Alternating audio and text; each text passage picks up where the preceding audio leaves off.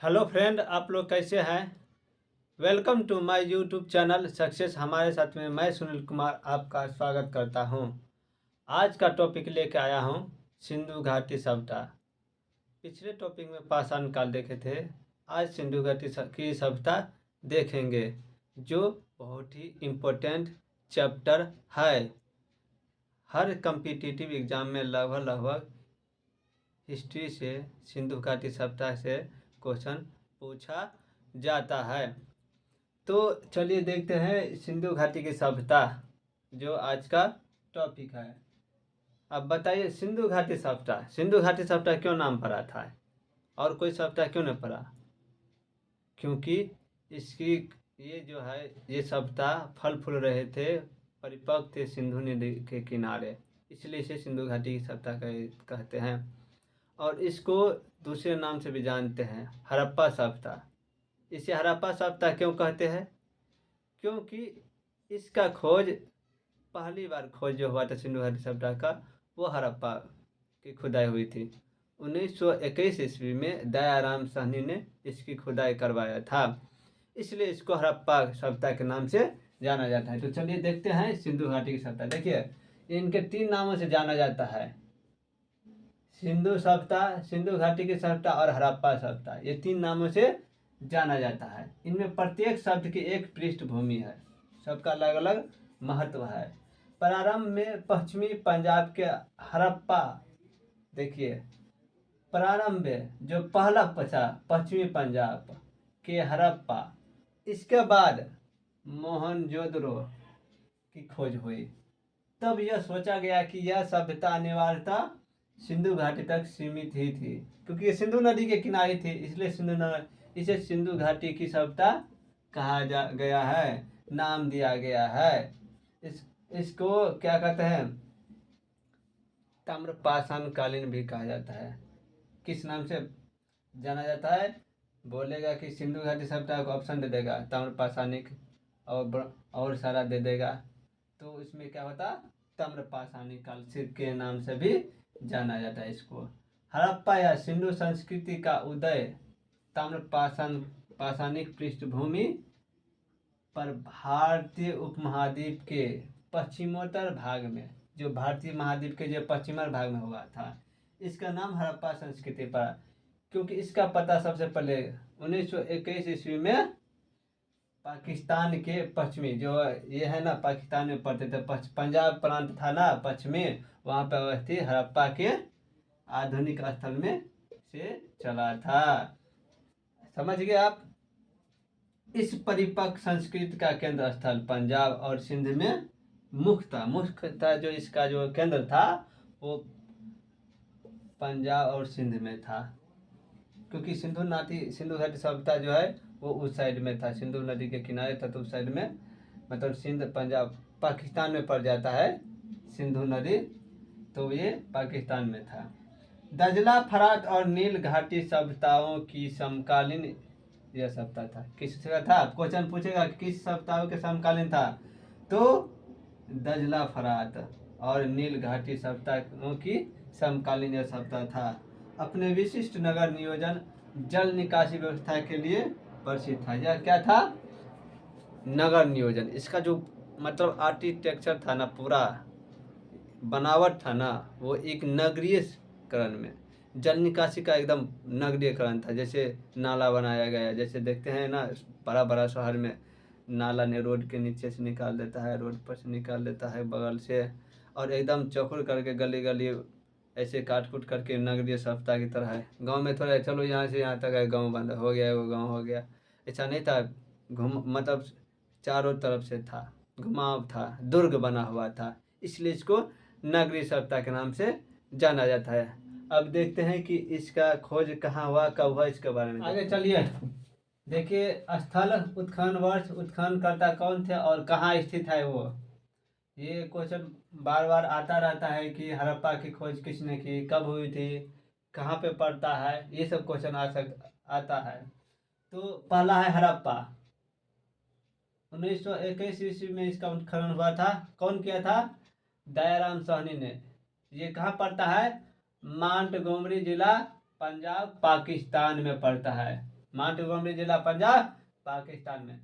ये पूछेगा माउंटगोमरी तो माउंटगोमरी, पंजाब प्रांत पूछेगा पाकिस्तान तो पाकिस्तान, यदि पाकिस्तान ही रहेगा तो कोई दिक्कत नहीं। लेकिन ये रेयर केस में देगा क्योंकि पाकिस्तान में एक ही थोड़ी आता है।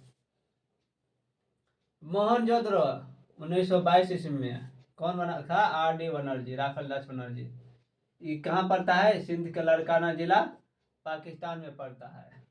सूतका गेंडोर ये 1927 में इसकी खुदाई हुई थी, R.L. स्टाइन ने किया था। ये बलूचिस्तान पाकिस्तान में पड़ता है। इसके बाद चनहुंद्रो ये 1931 में N.G. मजुमदार इसके उत्खनन करता थे, ये सिंध पाकिस्तान में पड़ता है। इसके बाद कोट दीजिए ये 1955 ईस्वी में फजल अहमद खान इसकी खुदाई करवाए थे। ये ऐसे भी होगा लिखा गया। ये सिंध पाकिस्तान में ये भी पड़ता है। रोपर 1953 में Y.D. शर्मा, जगदत्त शर्मा ने उत्खनन करवाया था, ये पंजाब भारत में पड़ता है। कालीबंगा ये 1953 ईस्वी में हुआ था। अमलानंद घोष, एक घोष, गंगानगर जिला राजस्थान में पड़ता है। इसका लोथल, लोथल सब जानते हैं, ये बहुत ही इम्पोर्टेंट है, लोथल से क्वेश्चन आता रहता है। 1955-63 में इसकी खुदाई थी, R.S. राव ने करवा उत्खनन करता थे। ये पड़ता है अहमदाबाद काठियावाड़, ये गुजरात में पड़ता है, अहमदाबाद काठियावाड़ जिला। इसके बाद आलमगीरपुर ये 1958 में इसकी खुदाई हुई थी, आलमपुर की, जगदत्त शर्मा ने करवाया था। ये कहाँ पड़ता है? मेरठ उत्तर प्रदेश में पड़ता है। इसके बाद सुरकोटदा ये इसकी खुदाई 1972-75 में। जगपति जोशी ये पड़ता है कच्छ, गुजरात में पड़ता है, कच्छ का। बनावली 1973 में इसकी हुई थी, इसकी किया था R.S. बिष्ट ने करवाया था, ये हिसार हरियाणा में पड़ता है। रंगपुर ये 1953 में इसी को माधव स्वरूप वत्स ने करवाई थी, ये अहमदाबाद काठियावाड़ में पड़ता है, भारत गुजरात में। धौलावीरा 1990-91 में हुई थी, ये इसका भी R.S. बिष्ट ने करवाई थी, ये कच्छ का रण गुजरात में पड़ता है। इसका राखी गढ़ी ये 1997-99 में राखी गढ़ी प्रो सूरज भान ने करवाया था, ये हरियाणा में पड़ता है, हरियाणा के हिसार जिला में सरस्वती नदी के किनारे पड़ता है। दायमाबाद 1974-79 में, ये अहमदाबाद अहमदनगर महाराष्ट्र में, इसकी खुदाई बहुत बार हो चुका है इसलिए इसके में कन्फ्यूजन है। दायमाबाद बहुत सारा, अब उसमें बहुत सारा चेंज कर करके बहुत कम ही पूछता, नहीं के बराबर पूछता है, पूछा गया अभी तक तो नहीं। देसलपुर ये 1963-64 में, इसका भी ये भी कच्छ गुजरात में पड़ता है। चलिए आगे देखते हैं। सन 1921 ईस्वी में भारतीय पुरातत्व सर्वेक्षण विभाग के महानिदेशक कौन थे? उस समय में 1921 ईस्वी में भारतीय पुरातत्व सर्वेक्षण विभाग के महानिदेशक सर जॉन मार्शल के निर्देश में राय बहादुर दयाराम साहनी ने पंजाब जो वर्तमान पाकिस्तान में पड़ता है, माउंटगोमरी जिले में रावी नदी के किनारे, किस नदी के किनारे? रावी नदी के तट पर स्थित हड़प्पा। अब क्वेश्चन पूछेगा कि हड़प्पा किस नदी के किनारे है, तो रावी नदी के किनारे। उसका क्या किया? अन्वेषण किया। क्या किया? अन्वेषण किया, खुदाई किया। जॉन मार्शल ने सर्वप्रथम सिंधु सभ्यता का नाम दिया। क्या नाम दिया? John Marshall. सिंधु नदी के किनारे था इसलिए वो जो क्षेत्र था पूरा जो, और पहली बार खुदाई हुई थी हड़प्पा, तो इसलिए इसको हड़प्पा सभ्यता भी कहा जाता है, सिंधु घाटी सभ्यता और सिंधु सभ्यता भी कहा जाता है। अब तक इस संस्कृति के भिन्न भिन्न चरणों से जुड़ी लगभग 1400 बस्तियां मिली है। कितने बस्तियां मिली है? 1400। इसमें से भारत जो में खोजी जा चुकी है लगभग 925 बस्तियां भारत में, और 475 बस्तियां जो है वो पाकिस्तान में। सैंधव सभ्यता की तिथि को निर्धारित करना भारतीय पुरातत्व का विवादग्रस्त रहा है, जल्दी किसी से हो नहीं रहा था। तो क्या क्या इस विषय पर यह सभ्यता आरंभ से ही विकसित रूप में दिखाई पड़ती थी, पूरा विकसित था, तथा इसका पतन भी आकस्मिक प्रतीत होता है। यह आकस्मिक रूप से भी हुआ।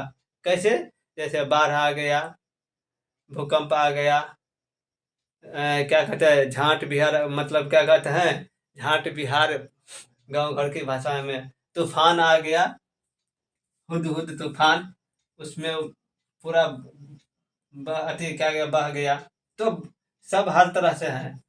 तो और नहीं कहा जा सकता है, मतलब निश्चित तौर पर नहीं कहा जा सकता है ऐसी स्थिति में कुछ भी। इस क्षेत्र में सर्वप्रथम प्रयास जॉन मार्शल ने किया। उसने क्या क्या रहा, जॉन मार्शल करा। उन्होंने 1931 ईस्वी में इस सप्ताह की तिथि लगभग 2350 से 2750 निर्धारित किया। कि क्या निर्धारित किया जॉन मार्शल ने? 2350 से 2750 निर्धारित किया। लेकिन आगे जाके देखिए, आगे तकनीकी और बढ़ी। रेडियो कार्बन 14 C14 जैसी नवीन विश्लेषण पद्धति के द्वारा हड़प्पा सप्ताह की तिथि कितना निर्धारित किया?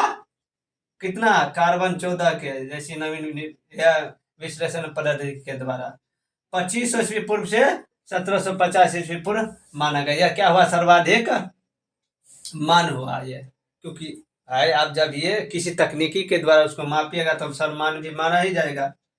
नवीन आंकड़ों के अनुसार यह सभ्यता 400 से 500 ईस्वी वर्षों तक विद्वान रहा। कितने, बाप रे, कितने ईस्वी तक चला?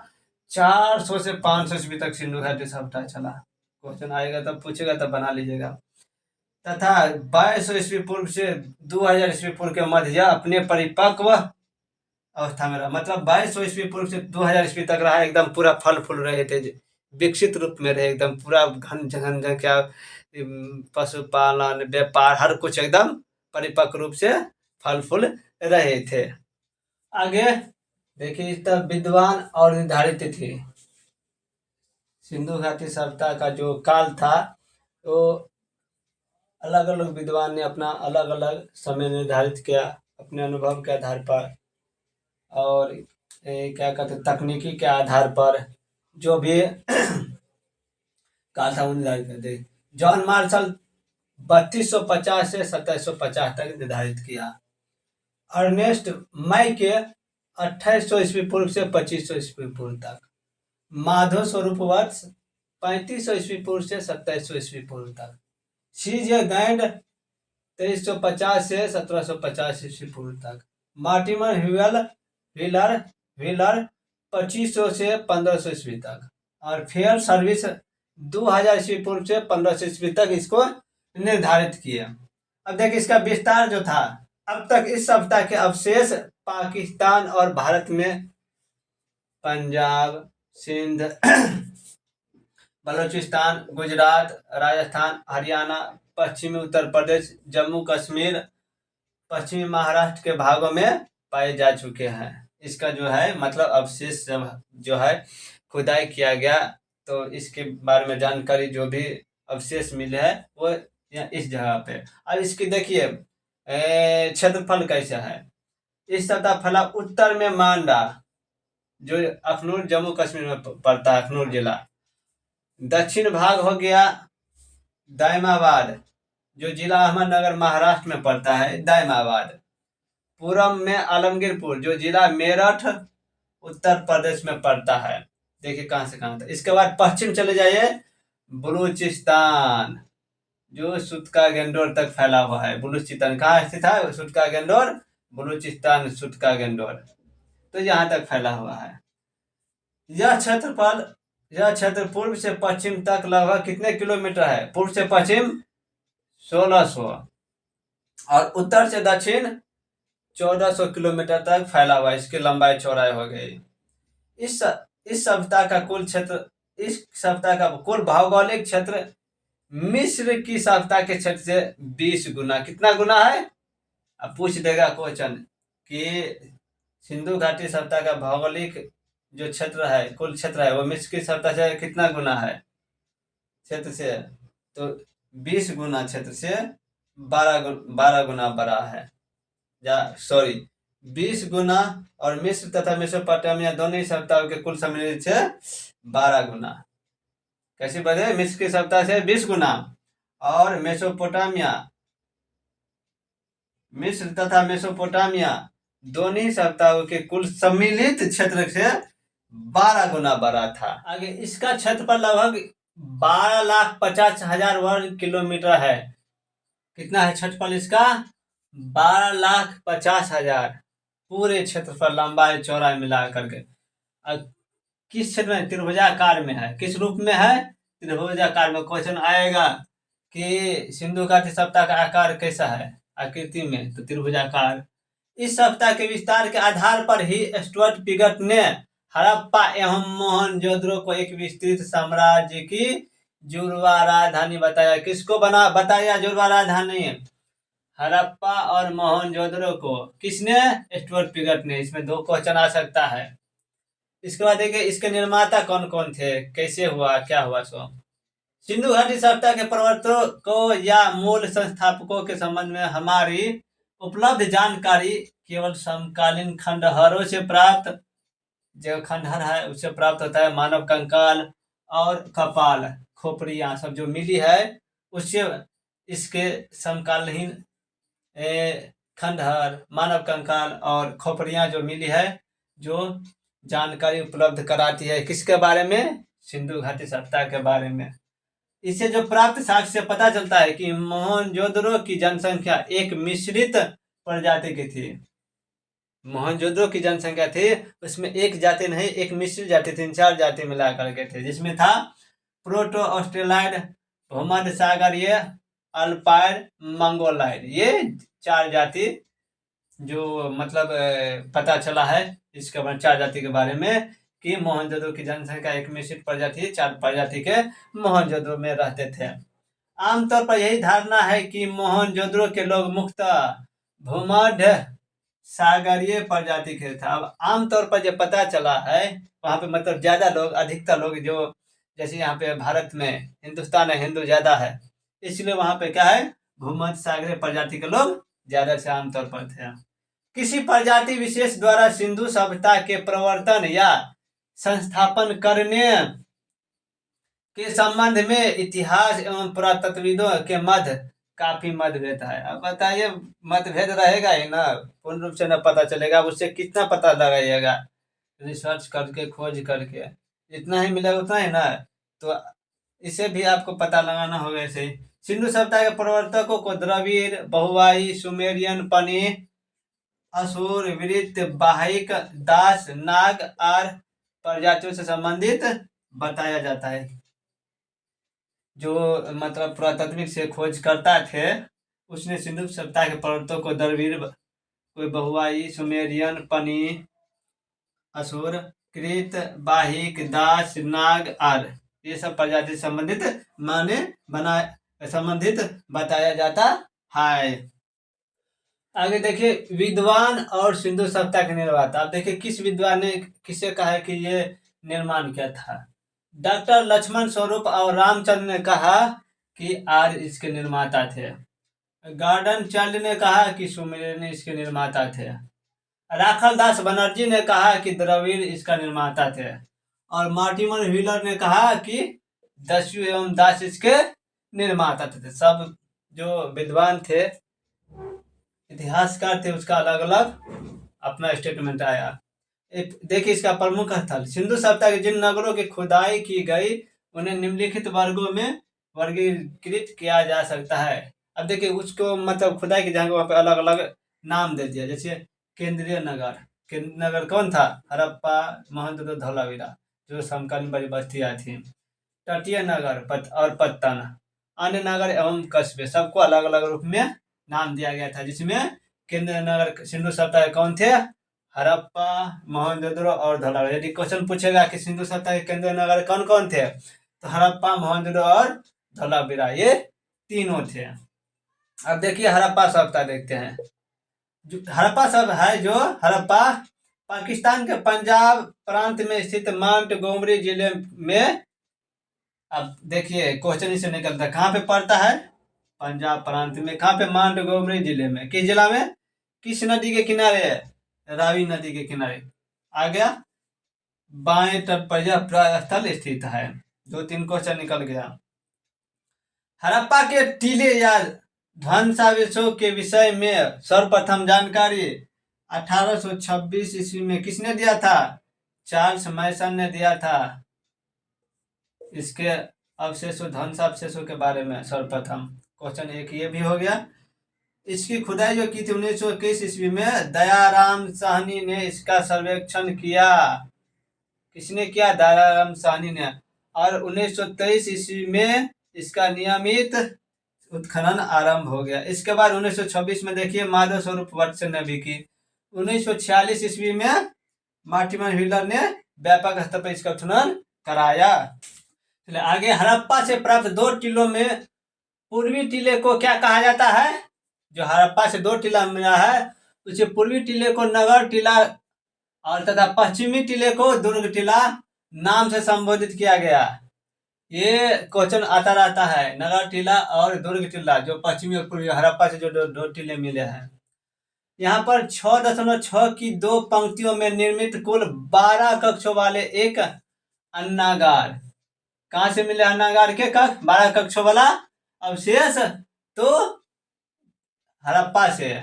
इसका क्षेत्रफल कितना है? कुल क्षेत्रफल 2745 वर्ग मीटर से अधिक है। कितना? 2745 वर्ग मीटर से अधिक है। हड़प्पा के समान आवास क्षेत्र के दक्षिण में एक ऐसा कब्रिस्तान स्थित है, बताइए इसका नाम क्या रखा है? समाधि R37। ये भी क्वेश्चन आता है, बहुत बार पूछ चुका है क्वेश्चन। नाम दिया गया किसे? दक्षिण में है एक ऐसा कब्रिस्तान है जिसे समाधि R37 नाम दिया गया है। हड़प्पा के किले के बाहर कुछ ऐसे भवन है जिनकी पहचान कर्मचारियों के आवास, क्या? कर्मचारियों के आवास, दस्तकारी के मंच और 275 वर्ग मीटर में फैले अन्नागार से की गई है। अब बताइए, सब अपना अपना अलग अलग अनुमान लगा रहे हैं। कितना वर्ग मीटर? 275 वर्ग मीटर अन्नागार से की गई है। सिंधु सभ्यता में अभिलेख युक्त मुहरे सर्वाधिक मिले हैं। कौन सा मिले हैं? मुहर किसको कहा जाता है था? रुपया, जिसे सेलखरी से बनता था। मुहरे कहा जाता है था पहले रुपया को सिंधु घाटी सभ्यता में। तो कहाँ से मिले? हड़प्पा से सबसे ज्यादा मिला है। किसके बने थे? सेलखरी के। हड़प्पा में 2 कमरे युक्त बैरक भी, जो शायद मजदूरों के रहने के लिए था। क्या हुआ? हड़प्पा में 2 कमरे युक्त बैरक मिले जो शायद मजदूरों के रहने के लिए बनाया गया हो। जैसे देखते हैं ना, पार्टी कार्यालय में कार्यकर्ता के लिए अलग से रूम बनाया जाता है। सामुदायिक भवन जो होता है वहाँ पे एक ऑफिस रहता है, जो पंचायत के जो हेड रहता है उसका अलग से, फिर उसके क्या कहते हैं, कार्यकर्ता के लिए। तो इसी तरह से शायद वो रहने के लिए होंगे बैरक मजदूरों के। नगर की रक्षा के लिए पश्चिम की ओर स्थित दुर्ग टीले को व्हीलर ने क्या कहा था? माउंट एबी। किसको? पश्चिमी ओर जो स्थित दुर्ग टीला था उसको कहा था माउंट एबी की संज्ञा प्रदान की गई थी। किसने? तो मार्टिमन व्हीलर ने, व्हीलर महोदय ने। इसके अतिरिक्त यहाँ से प्राप्त कुछ महत्वपूर्ण अवशेष एक मिले हैं, और भी मिले यहाँ से। जो एक बर्तन पर बना था मछुआरे का चित्र, क्या था? एक बर्तन पर बना मछुआरे का चित्र। शंख का बना बैल मिला। स्त्री के गर्भ से निकला हुआ पौधा, स्त्री के गर्भ से निकला हुआ पौधा मिला जिसे उर्वरता की देवी माना जाता है। इसके बाद पीतल का बना इक्का, ईंटों के वृत्ताकार चबूतरे भी मिले, गेहूं जौ के दाने आदि अवशेष मिले हैं हड़प्पा सभ्यता से। तो हड़प्पा सभ्यता इतना था। आगे देखेंगे आपको मोहनजोदड़ो, लोथल, कालीबंगा, रोपर, चनहुंदरो, धौलावीरा। अभी अगला वीडियो में ये सब देखेंगे। इसके बाद जो अगला वीडियो आएगा उसमें राजनीतिक, आर्थिक, सामाजिक, धार्मिक व्यवस्था देखेंगे। तो आप लोग का ये वीडियो कैसा लगा तो लाइक, कमेंट, शेयर कर दीजिए अगले वीडियो को के नोटिफिकेशन के लिए, जिससे आपको अगले वीडियो का नोटिफिकेशन मिल जाए। और दोस्तों को भी शेयर कीजिए। और अब मिलते हैं अगले वीडियो में, जिसमें ये हड़प्पा तक था, अब मोहनजोदड़ो, कालीबंगा, धौलावीरा सब देखेंगे। तब तक के लिए जय हिंद, जय भारत।